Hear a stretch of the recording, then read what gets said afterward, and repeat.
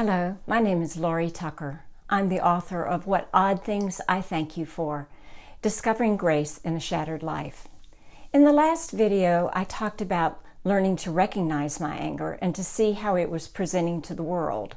From there, I learned how to bring anger toward someone in good and useful ways.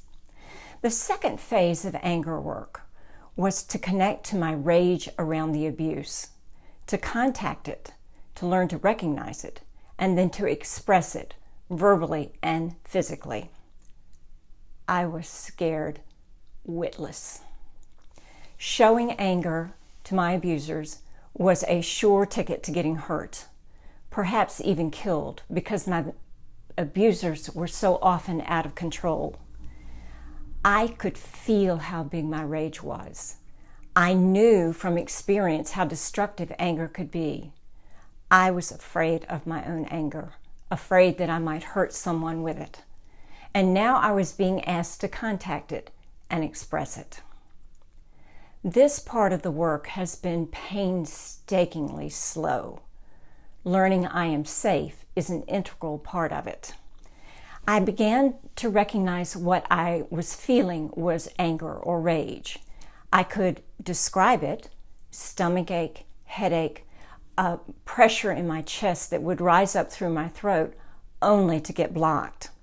For a long time, that was as far as I could go. When my therapist, Ron, and I would recognize what I was feeling was anger feelings, he began to ask me, "Can you press your fingers against the side of the table?" No, absolutely not. If I were standing up, "Could you press against the wall?" No. I knew if I did that, my father and grandfather would immediately appear. Eventually, and I am talking of years here, I was able to get up out of the chair and pace the room as I was angry. Any physical expression of my rage was huge progress. Coming out of and recovering from memory regain, I began to be able to scream and pound pillows on the floor.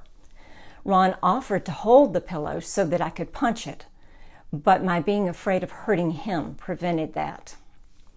Pounding pillows got some of the anger released, but it was not satisfying. I knew those were pillows.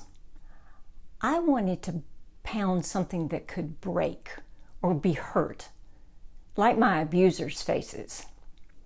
Pounding the bed, pounding pillows, none of that really released this destructive longing. As I worked with my anger, more and more feelings were released from the boiling kettle of rage. The lid, which had been tightly sealed, was now a-rockin' and ready to fly off. What to do? Well, I decided to actually break things. In this instance, glasses and fine china that I bought at Goodwill. I threw them against the wall, writing the names of my abusers on the glasses and then flinging them at the brick wall exterior of my home was immensely satisfying and reduced the backlog of anger. Cleaning up the glass was not fun, but worth it. I had not yet been able to confront my parents with my anger. I needed to. I really needed to. But I thought I needed to stay in the family more. Finally, it became obvious that I could not stay with my family due to their constant denial and continuing to scapegoat me. I got the courage to say what I needed to say to each of them in letters. I let it all pour out. The anger, the grief, a lifetime of emotion went into those letters.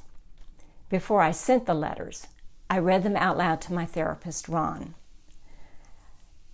That elicited many emotions. Elation at finally being able to speak my truth. Anger, grief, pain so deep it was physical. I was afraid when I mailed the letters. I didn't know what my parents would do. I received no response. But sending the letters got me out of the loop of anger and helped me reclaim my authority.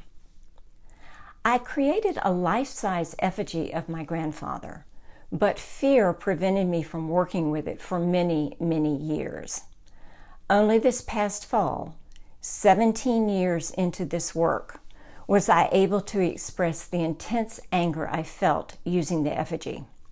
That I could do so was in no small part due to the fact that Ron had moved offices into a bank, and his new office contained the old vault. It was a perfect place for slamming the effigy against the wall, stomping it, pounding it, beating it with my fist. No one could hear.